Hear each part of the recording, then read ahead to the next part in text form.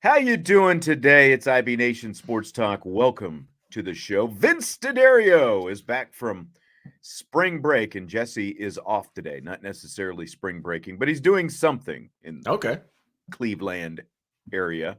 Good week, good trip, well rested. How you doing today? It wasn't, do you ever really get good sleep in a hotel, especially when you've got kids and,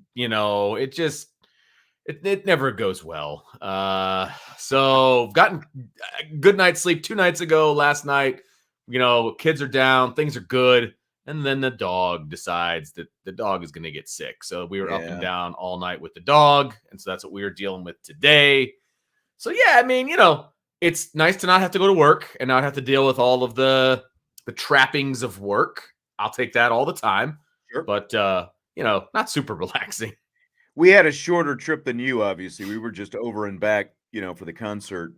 We stayed with Jesse, but so we didn't have to work. We just had a friend come by and feed the dog, let him out a couple times, that kind of thing. So we didn't have to do the boarding. We are going on vacation, this summer, and that's going to have to be. It's going to be a topic. He's getting older. We don't like boarding him as much as possible, but I don't see any way around it. I don't see any way around it when we're going to be gone for a full week, pretty much. So the difference for us is we are also going to be gone for a full week in like July, and we are taking the dog with us. So it'll be like a pet friendly. We're getting like a house, but see again, there's 9 of us because we always travel with our in-laws, and there's 2 of you, so. You don't need to necessarily get a house.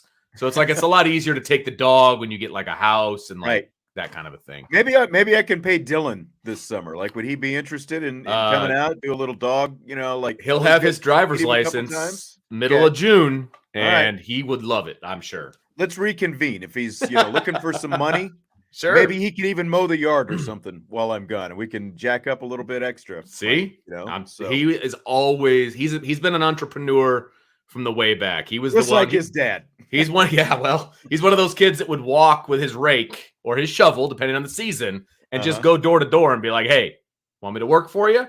And he'd get like a couple $100, as like a 10-year-old. Can't beat that. Yeah. I appreciate his work ethic most of the time. All right.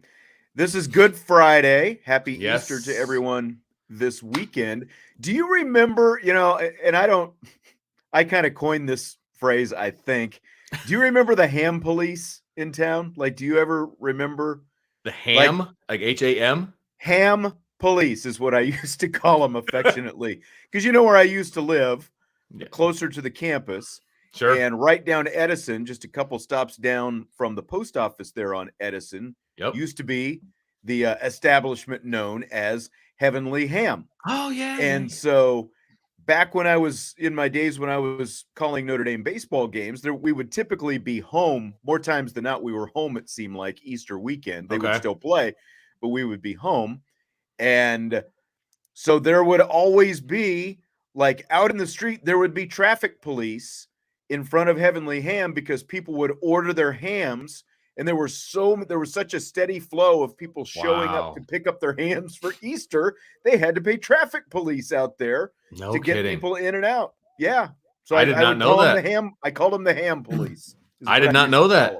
Yes. That is crazy. That is nuts. But I get it. I mean, it's probably why Easter dinner, and this is going to be blasphemous to a degree, but I enjoy a good ham over a good turkey any day of the week, man. And that's why I enjoy Easter brunch, because it's usually a brunch more so than Thanksgiving dinner. That's just me. Now, there's not as much else there's no football. There's like the extra none of the traditions that go along with it. Yeah. But the Easter meal is I much more prefer like the breakfasty stuff, like the eggs and the omelets and the the breads and the ham. Like, that's me.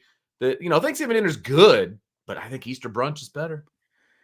We're actually doing steaks this year. We decided no ham. Whoa. Yeah, my wife decided she didn't want to do the ham, so I'm throwing the steaks on Wow. the grill since the weather's halfway decent You're a outside. rebel. My daughter wanted Bailey Mm, wants like the whole she of loves the course. Easter spread, and that's what she wanted. See, And that's my girl.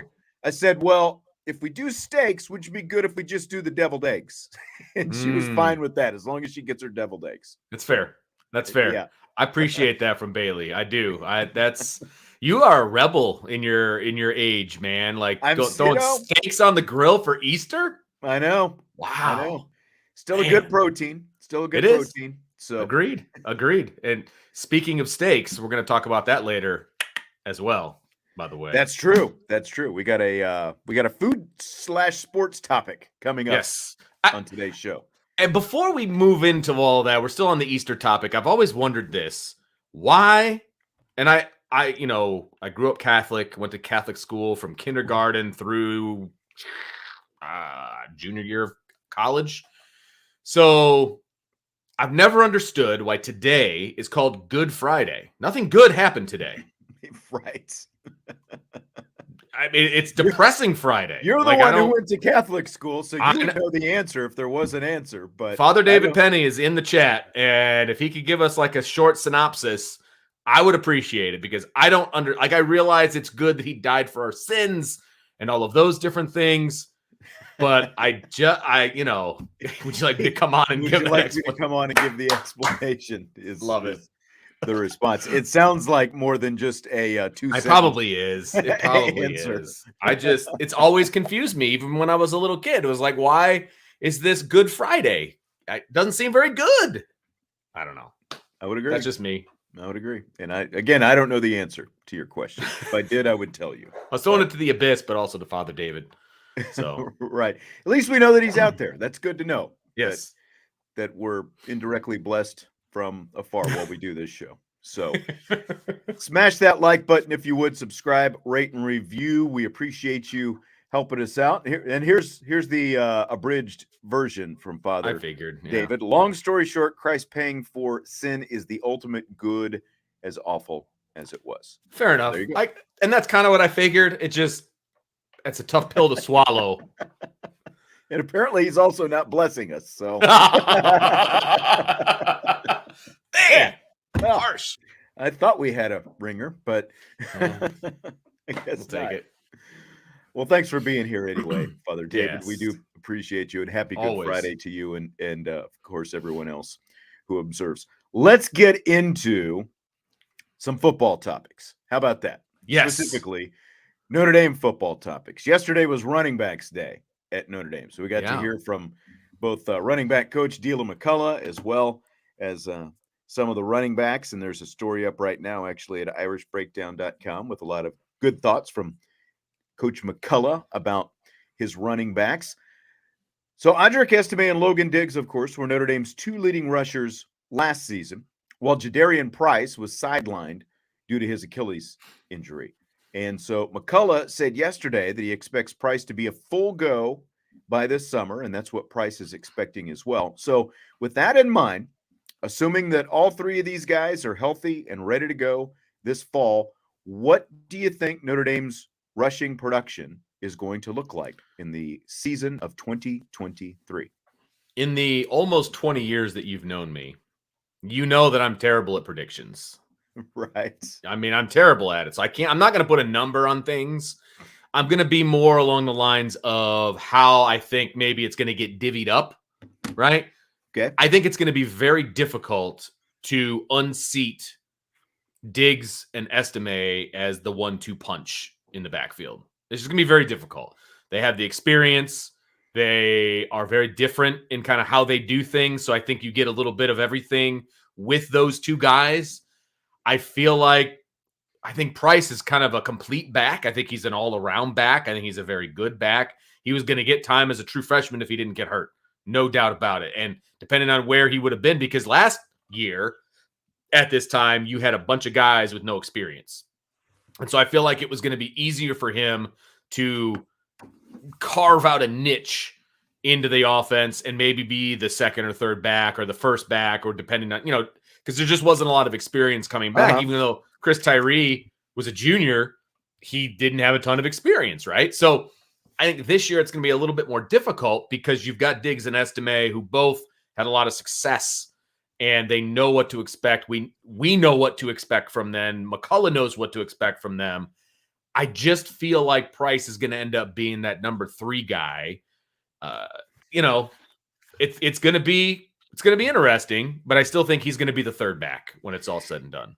Yeah, I mean, I'm kind of thinking the same thing, that I think kind of along the lines of what you're saying, because like you look at last year, Estime was the yardage leader with 920. Diggs was the carries leader with 165. He had 9 more carries than Estime did, but was the 2nd leading rusher in terms of yards. And then Chris Tyree was 3rd to both of them, 100 carries for 444. And, like you said, figuring out exactly, like getting at your pie chart and what this is going to look like. I tend to agree. Like, I think Diggs is sort of like, is it Estime or Diggs as the main guy? Again, Diggs got more carries and he really started slowly when you think about it. I think it was like 12 carries or something like that in the first 2 games of the season. And then by the end of the season, he ended up being the carries leader. So like if it's Diggs is sort of the main guy, Estime comes in for short yardage stuff and, basically the same role that he had last year, where he's still a very key cog in the whole thing. And he was more or less the closer at some different times last year, with that power running attack, and style. Just taking the will of the defenses. I mean, exactly. Suck the soul right out of them. Yes. Yeah. So I see that. And then with Chris Tyree, again, he's going to take some carries every now and then, as Dylan McCullough said that yesterday, but his primary job, it sounds like, if it goes to plan, is going to be slot receiver. He's going to be a slash guy where they can do some different stuff with him. But I'm going to assume that Jadarian Price is going to take that Chris Tyree kind of role and be sort of a change of pace kind of guy, for lack of a better term right now, because he does, again, this is assuming full health and all that stuff, that that he's still got the quickness and the burst and all that kind of thing. That's kind of where I see Jadarian Price fitting into it this year. And then if Diggs and Estime have the kind of years this year that they had last year, they're probably both going to the NFL a year from now. And then Jadarian Price / Jeremiah Love and Jabron Payne is in the mix. But Jadarian Price should, we would think, be elevated next year into a bigger role after kind of getting his feet wet this year. Yep, I feel the exact same way. I feel like, running back is and we all know this, right? Running back is a unique position. Like, there's only so many carries that they have in their legs, period, right?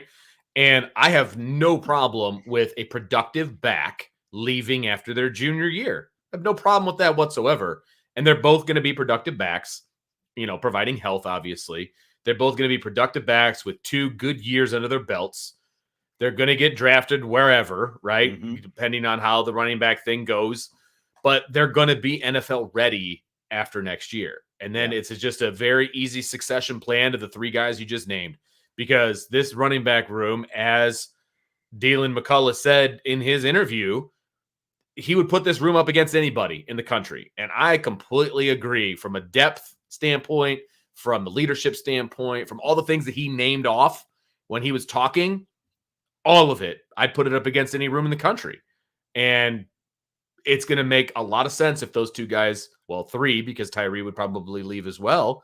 If all 3 of those guys move on to the next level, and then you just you just hand the baton next to the next group. Yeah, I agree. The way they continue to recruit at the position and as a team, it's the succession plan should be a good one going forward. So, I like this question from Andre. He asked, which player in each position group are you looking forward to watching this fall? I'm going to cop out on this one, though, because I think that there's a lot there. If we're going to go, every position group and we're each going to give an answer, let's expand on that on Monday's show. What do you say? I like it. That's like that's the show right there. Big topic, main topic. Good job, Andre. Each position group, Andre just gave us a show on Monday. And I was struggling a little bit going into the weekend. Since, come on back, baby. Again, it's like we don't have any practice access this weekend. Anything. Nothing. like Not that. till blue gold game on the 22nd. Or is there a 5-perioder in there between now and then? There probably is. I don't know if I have it on my There's schedule. one. I think it's late next week. Maybe there is one. Okay.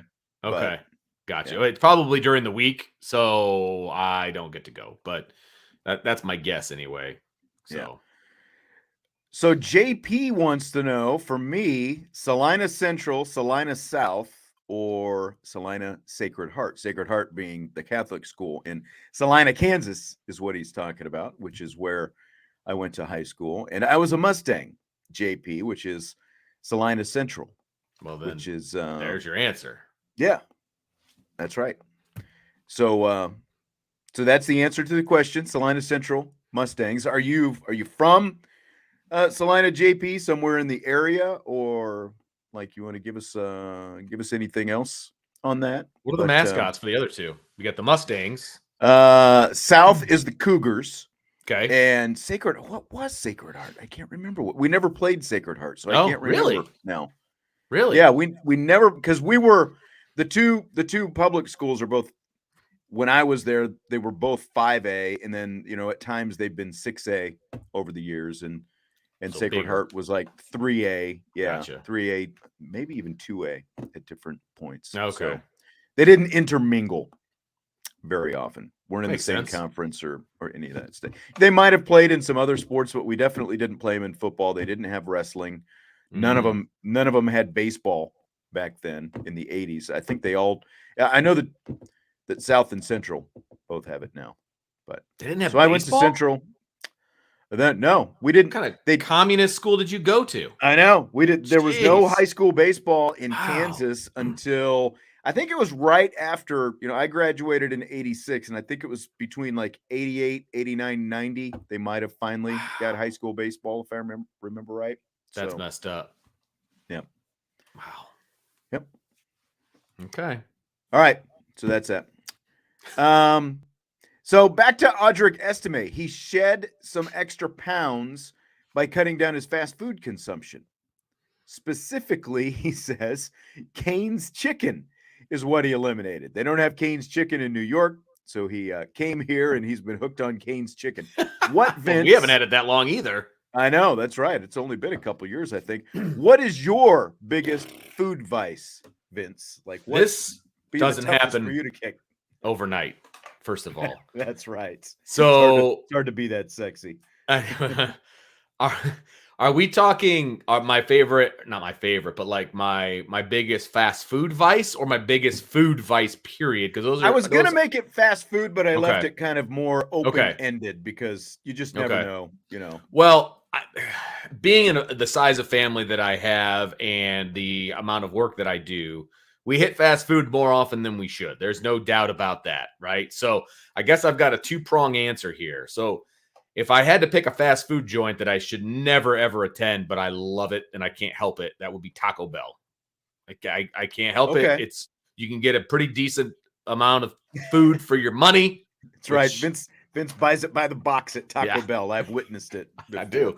The Cravings box is pretty stinking good for $5. But I think the overall issue I would have would be pasta. And my favorite pasta sauce is Alfredo. And that's probably the worst one that you can have. Yes. And I can't get enough of Alfredo sauce. Pretty much, if you took anything and you just dumped Alfredo sauce on it, I'm going to eat it. So that would be a big problem for me.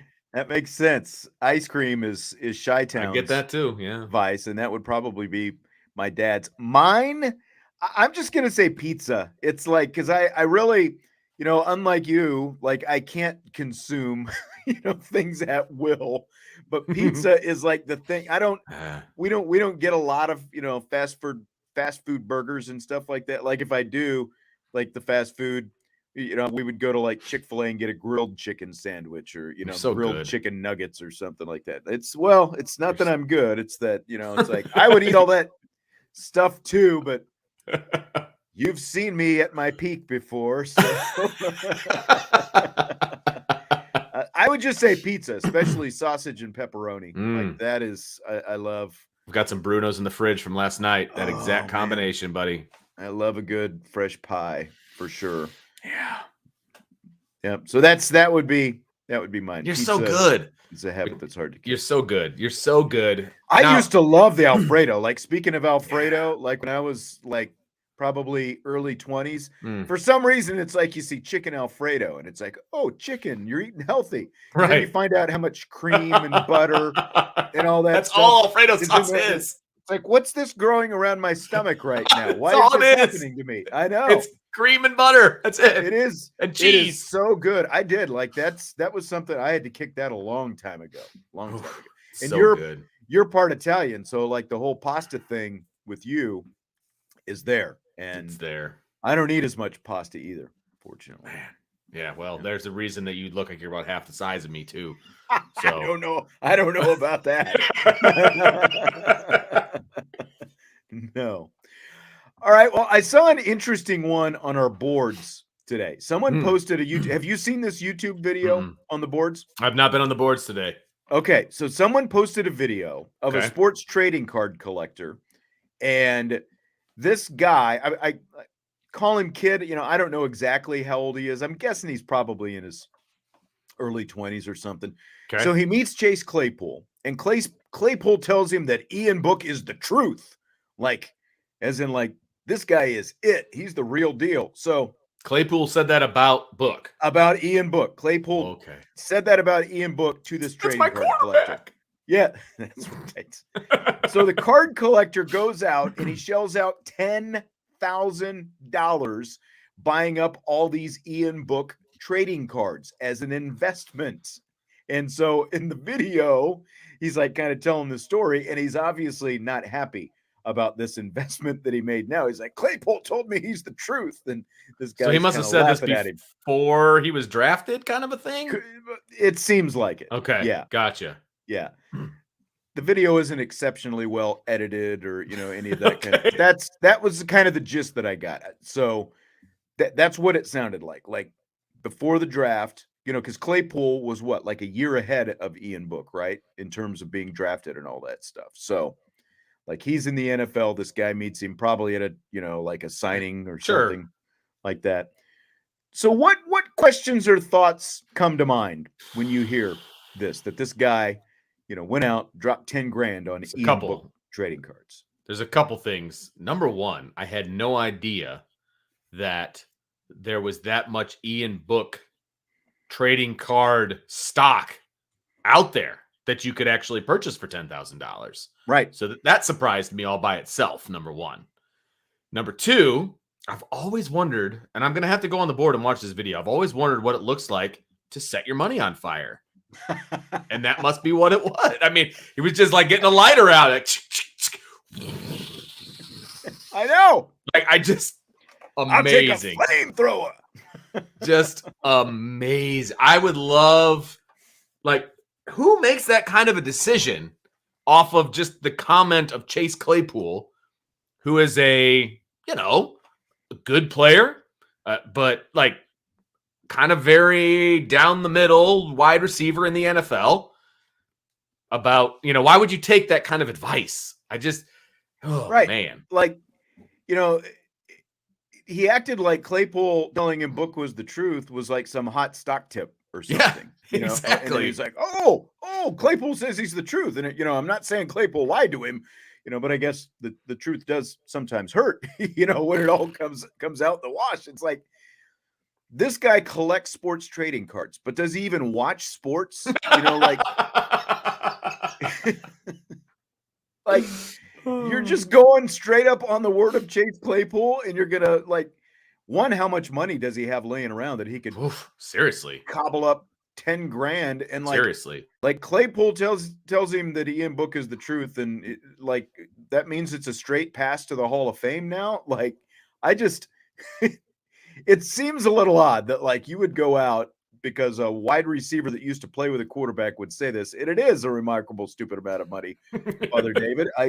I completely agree. And like, but like, Book was in the 2021 draft with Trevor Lawrence, Trey Lance, Mac Jones, all those guys, you know, like Felipe Franks and Peyton Ramsey were ranked higher than Ian Book in terms of the quarterbacks in that draft. So Like, did you do any research at all before? Apparently not. That's the answer. But like, again, do you want it just this guy collects, sports trading cards and apparently, like sports memorabilia, but it just doesn't seem like he really pays that much attention to sports. It's like it's all some kind of investment strategy.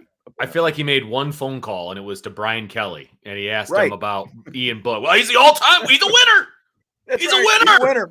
He's won a lot of games. His all-time winningest quarterback at Notre Dame. He's a winner. That's all you need to know. Click. Like, Yep.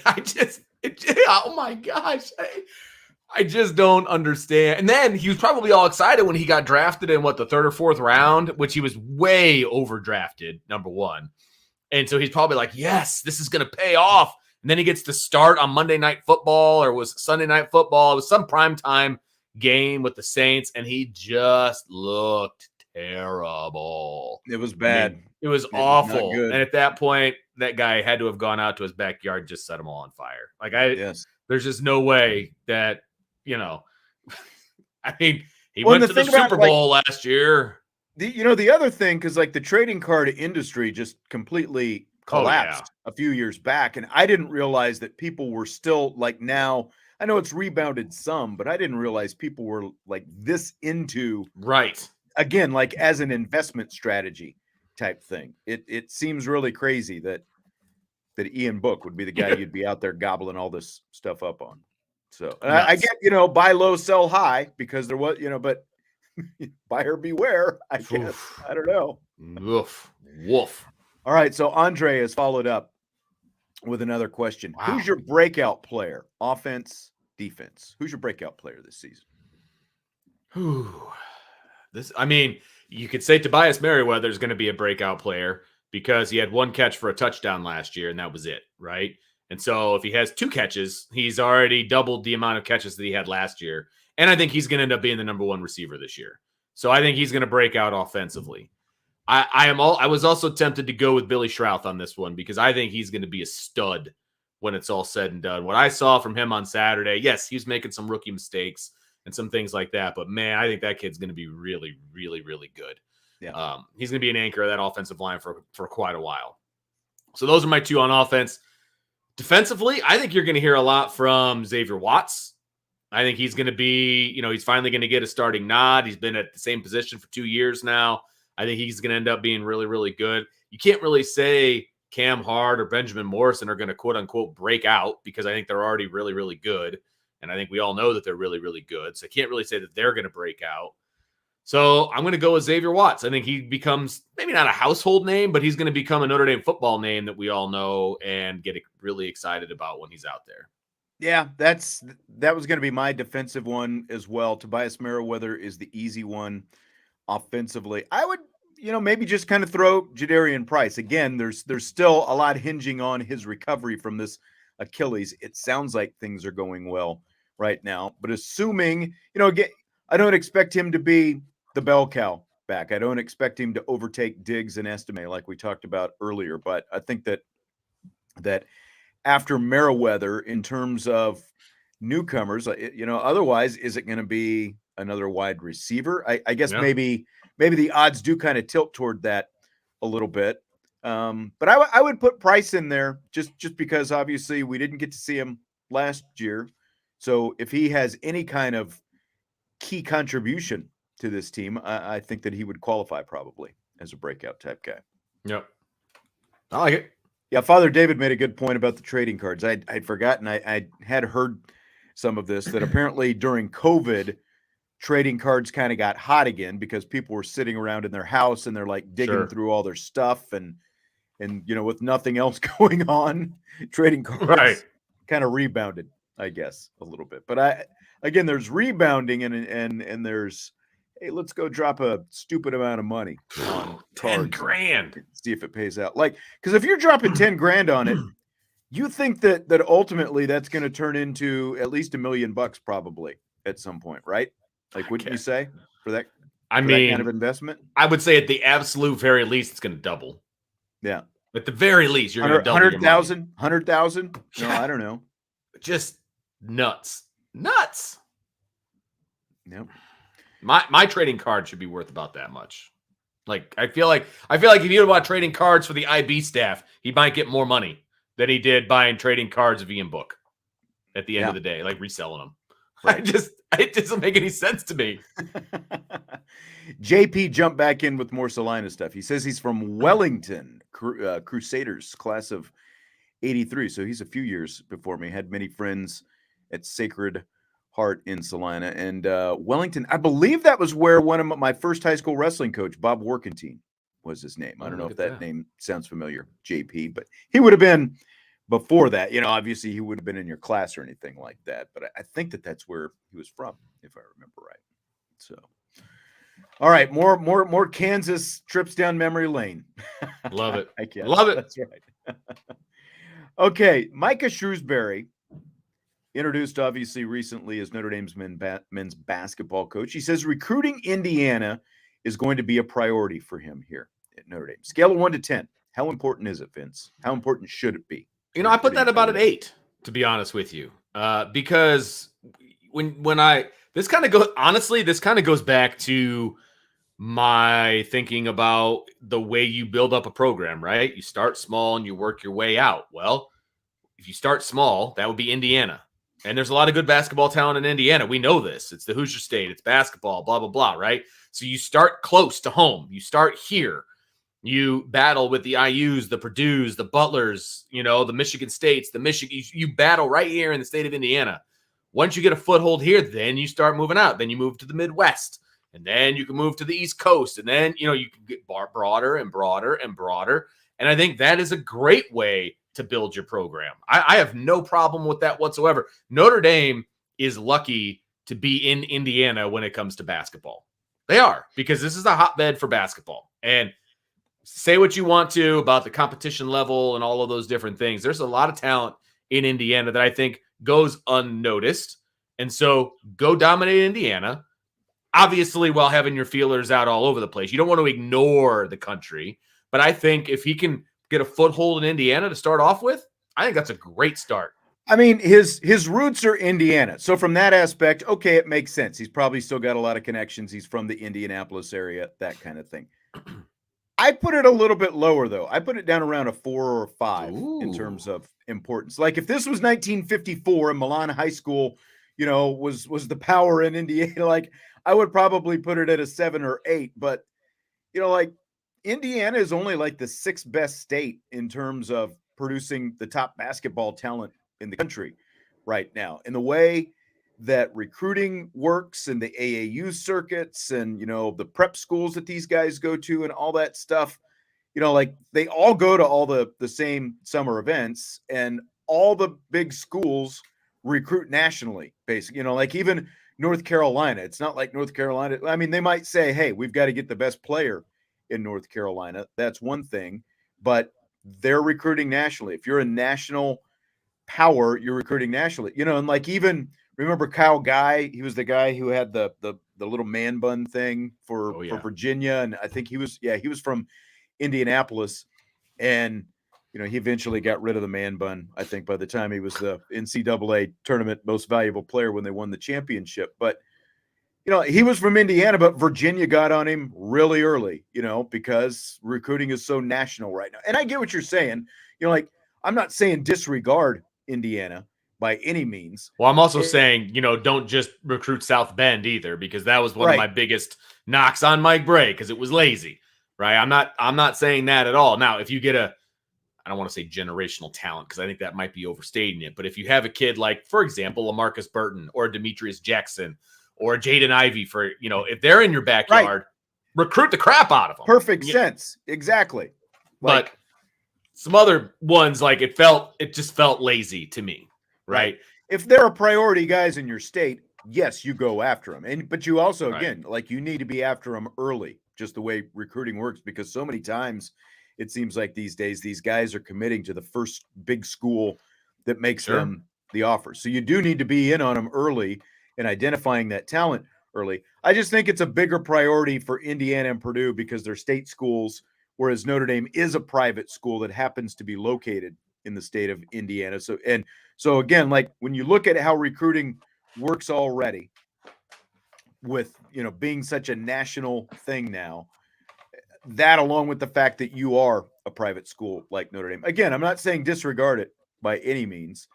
Get the kids that you identify early on, but I don't like it. It doesn't need to be like this is the main priority. Indiana needs to be a priority, but it doesn't need to be the main priority for a place like Notre Dame that is so national and a private school. And I can get on board with that. I just think there's a lot of good talent in Indiana that has gone that Notre Dame hasn't even touched. You know what I mean? They haven't been involved with. They haven't, competed with the Purdues and the IUs of the state, right? They haven't even competed. They just do whatever. Oh, we don't worry. We got South Bend on lock. We're good. We'll just take these guys here and we'll be okay. Started to go a little bit more national. They had a kid from California, obviously. They started, but the DC area I know was big for Bray. Yes, you have to be more national, but I think that there has to be a renewed focus on Indiana that I don't think has been there in the past. I can get on board with that. A better focus on Indiana. They didn't even try, it felt like, before, unless they were in their own backyard.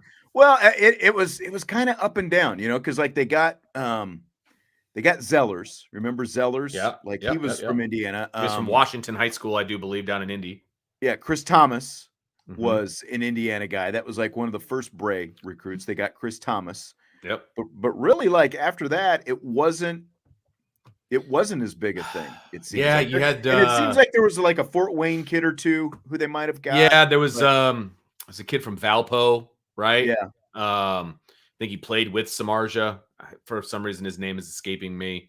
But yeah, I mean, there's been a few like hit and miss, here and there. There's been a few, but they've all kind of fit the same mold, though, too, which is partly because you're at Notre Dame, right? But I don't know.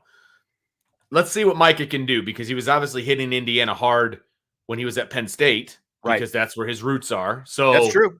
Let's see how that goes. If that's his big connection and he can recruit Indianapolis, I mean that's great. Then you should absolutely take advantage of that. Yeah. Like if that's if recruiting that area, is his big thing, absolutely.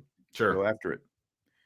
JP with more Salina follow-ups. Did I go to high school with Brent Venables, or he's a few years younger? Brent is a few years younger. He went to Salina South. I was at Salina Central. I think, again, this has been a long time. I think he was either a freshman or a sophomore when I was a senior. His older brother Kirk also went to Salina South. Kirk has since passed away. He passed away like a little bit before Brent left Oklahoma to go to Clemson the first time.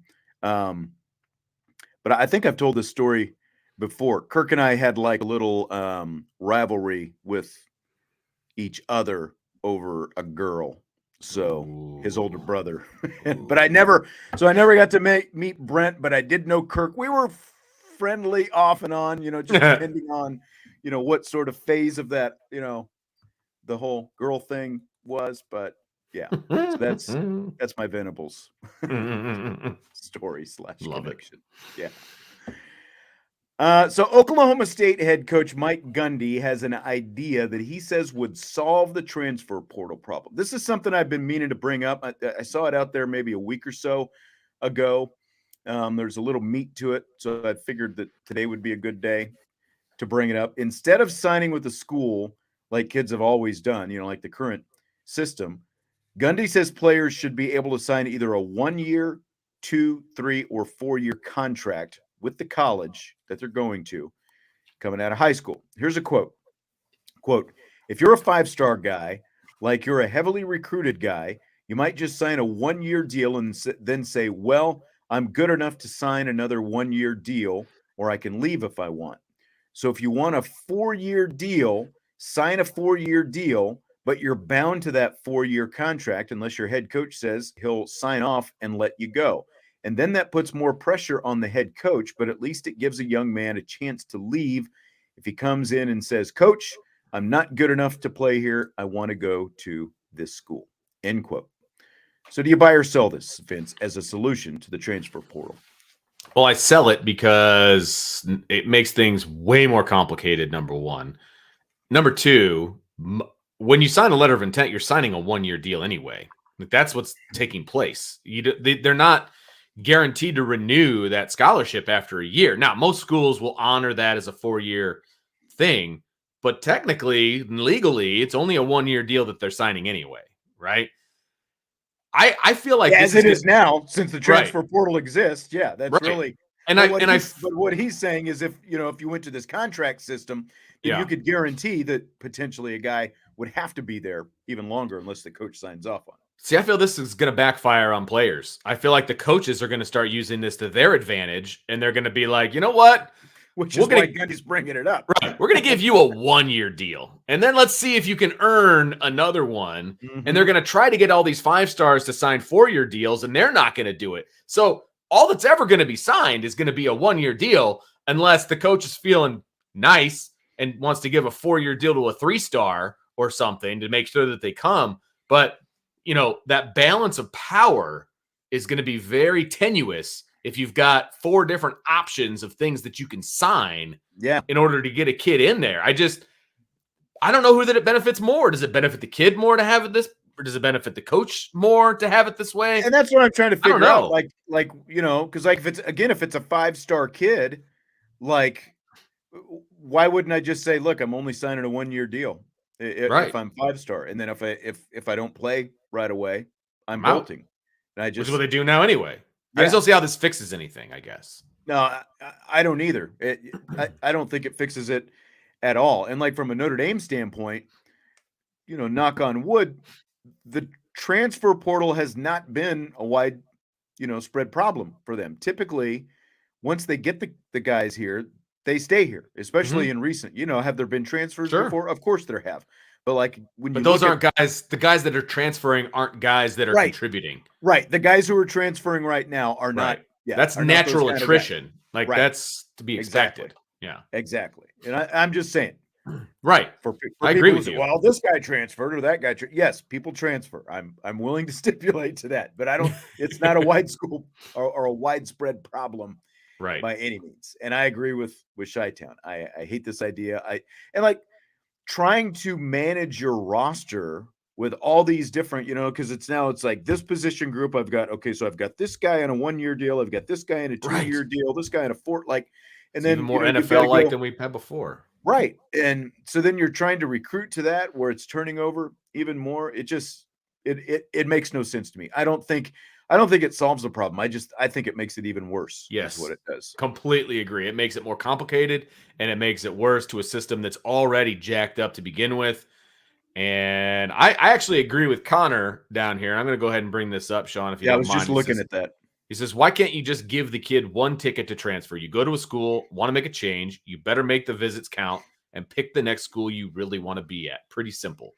And that is essentially what it used to be, with a little bit more complicated, right? You had to sit out. I have no problem with the sit out rule because if you really want to transfer, you're willing to sit out a year to make that change.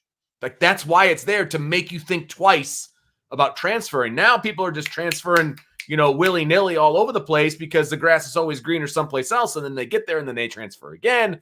I mean, JT Daniels, how many times has he transferred? Yeah. Right. I mean, it just is the one that came into my head. The Slovis kid, how many times did he transfer? There's a lot of just, I'm out. Well, that's the thing. It's supposed to be a one-time transfer deal, but these guys keep bouncing and they keep, getting new homes and being able to play in new homes. I'd be all about a one-time transfer rule. You get one, because look, you're making a very emotionally charged decision as a 17-year-old kid, sometimes earlier, right? Maybe you don't make the best decision at that point. And maybe when you're 20, you have a better opportunity to see where things are, whatever. You get the transfer, boom, do it. One time. I'm all for that. I agree with that. I agree with that.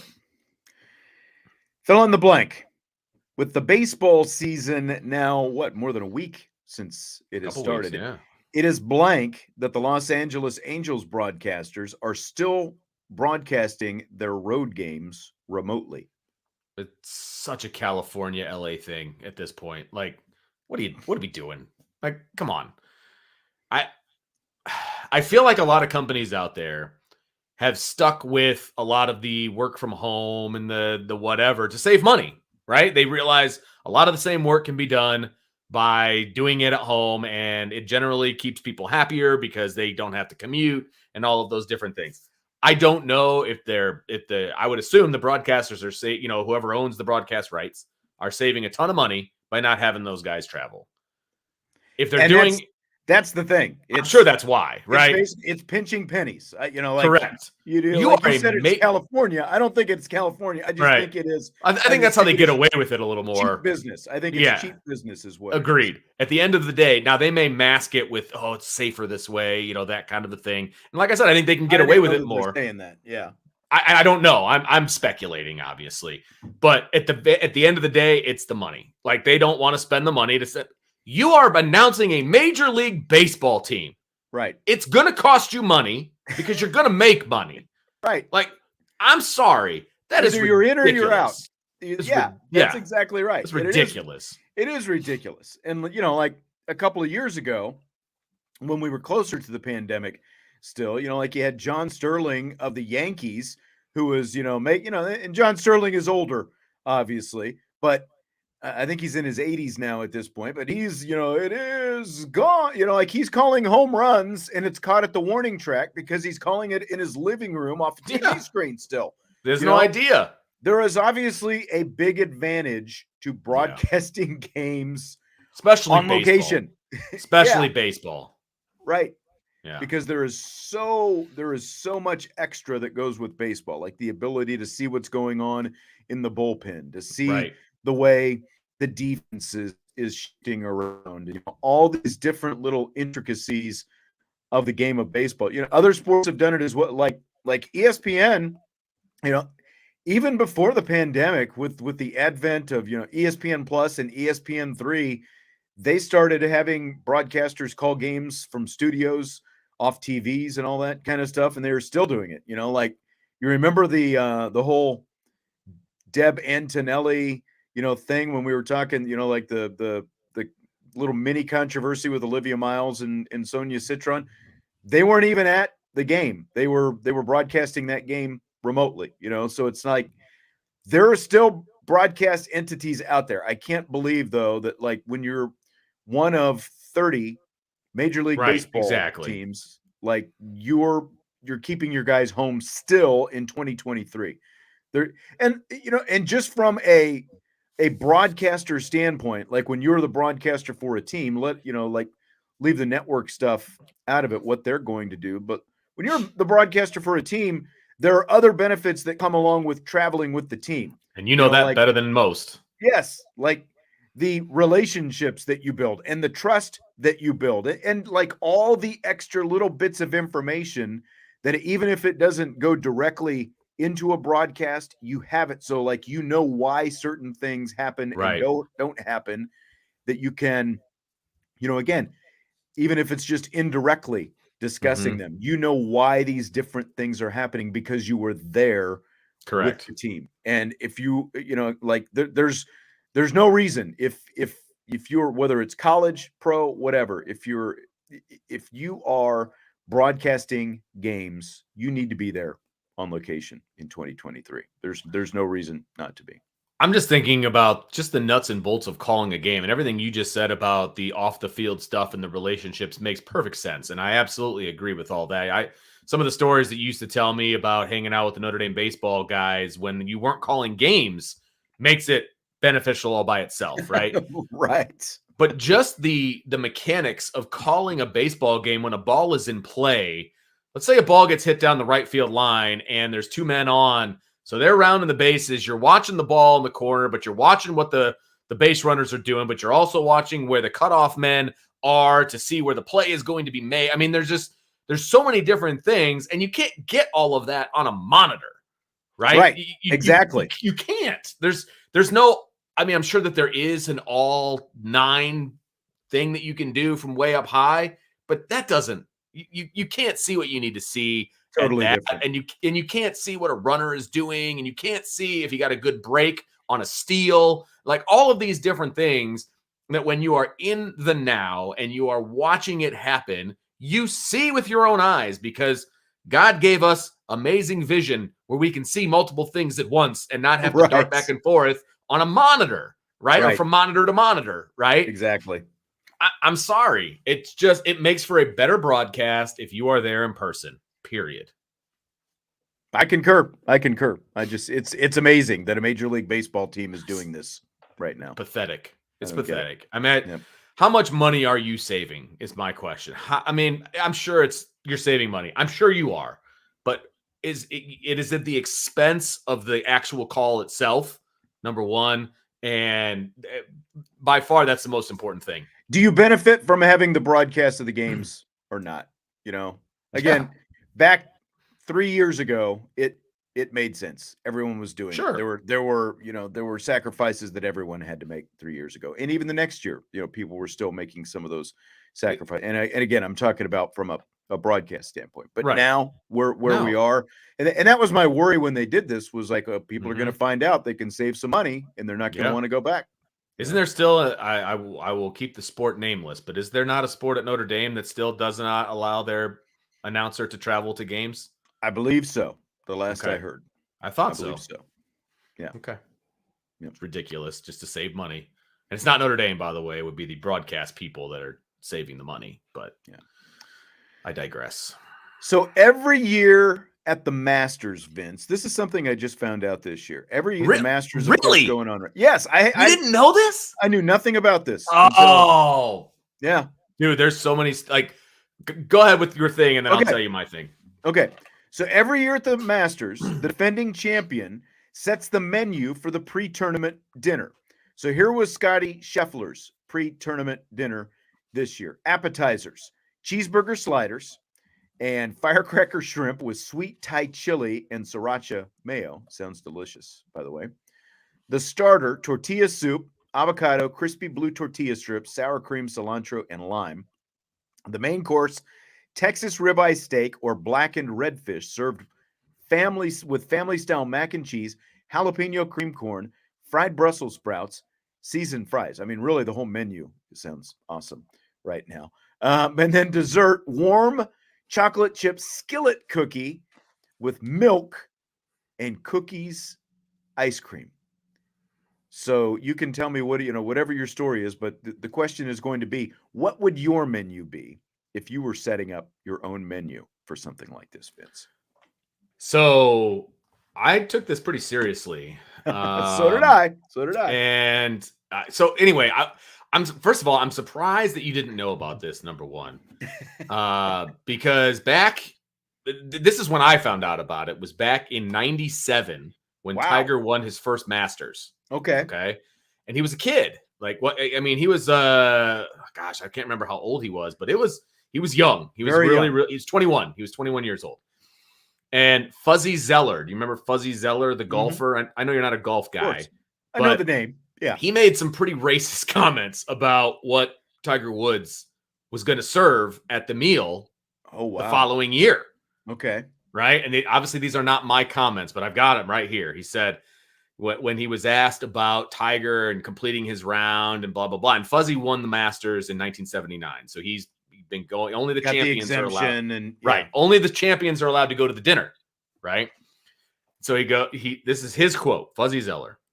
He says he's doing quite well, pretty impressive. That little boy is driving well and he's putting well. He's doing everything it takes to win. So you know what you guys do when he gets in here. You pat him on the back, you say congratulations, and you enjoy it, and you tell him not to serve fried chicken next year. Got it?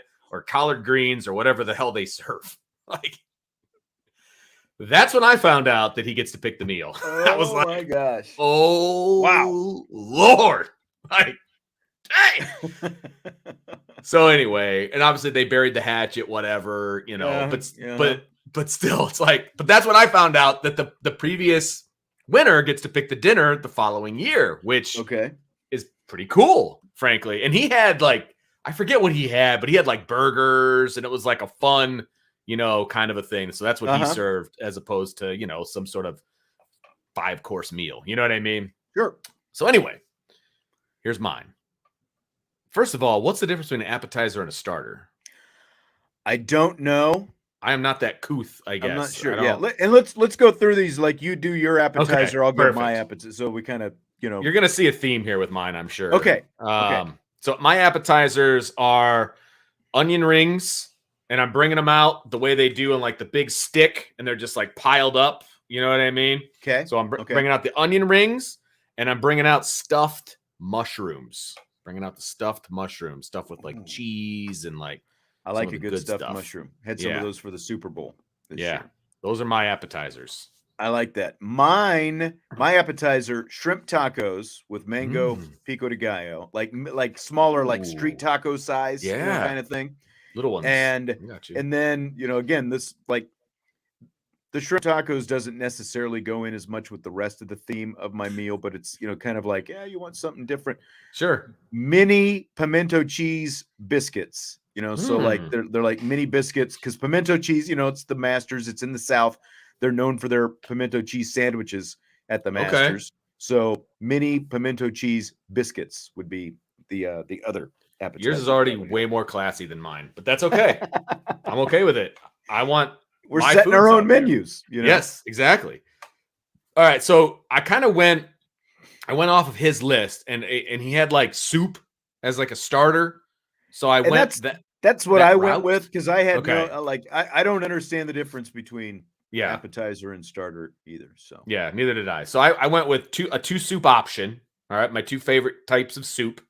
I went with a broccoli cheese soup and a bread bowl. So we're carbing up here. Okay, like that. That's my favorite soup at Panera. So I'm going to go with that. Okay, and that or a French onion soup. Those are my two favorite soups. So you got your option.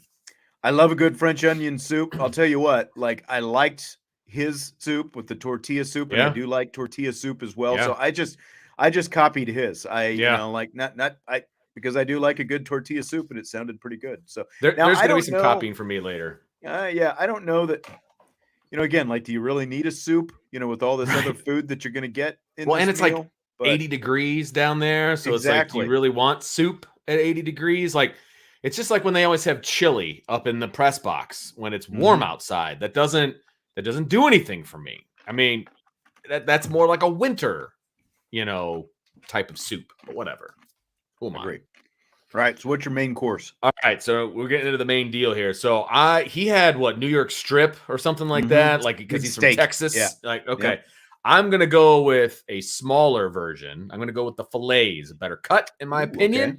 So I'm going to go with the fillets topped with some melted garlic butter and sauteed mushrooms. I like it. And that's what, if you were here on Easter, that's what, you'll find on my grill on Easter. So jealous of that. But so that's going to be the main part. And then as a side, you can have as many sides as you want, or you can pick and choose. But I did not mind his family style mac and cheese. You can't go wrong with that. Big fan of that. Mm-hmm.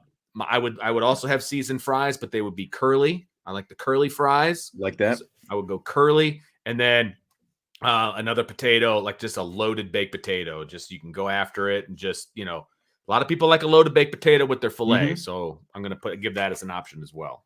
Very true. I'm a barbecue guy, so we're gonna have some proteins, some barbecue. We're gonna start with some smoked brisket. We're gonna chop it. So that way you can, eat it like just as the brisket if you want. But I think I like chopping my brisket because it makes it easier to put on a sandwich. I was going to say you're going to sandwich it. I knew it. That's right. I like it. So there will be buns if you want the sandwich, but we're going to chop the brisket. And then we're also going to have smoked ribs, and there'll be, varieties of different sauces. My mouth is starting to water right now just talking about this. Oh, so good. We're going to have some regular cornbread as well as jalapeno cornbread. The mac and cheese, of course, to go along with your barbecue, and the pièce de résistance, loaded sweet potatoes with bacon, some pulled pork, and some cheese in there as well. So that sounds really good, actually. And my cornbread's got to have the chunks of corn in it. Like it's got to be like the homemade cornbread. But I love cornbread, man. Like cornbread is so good.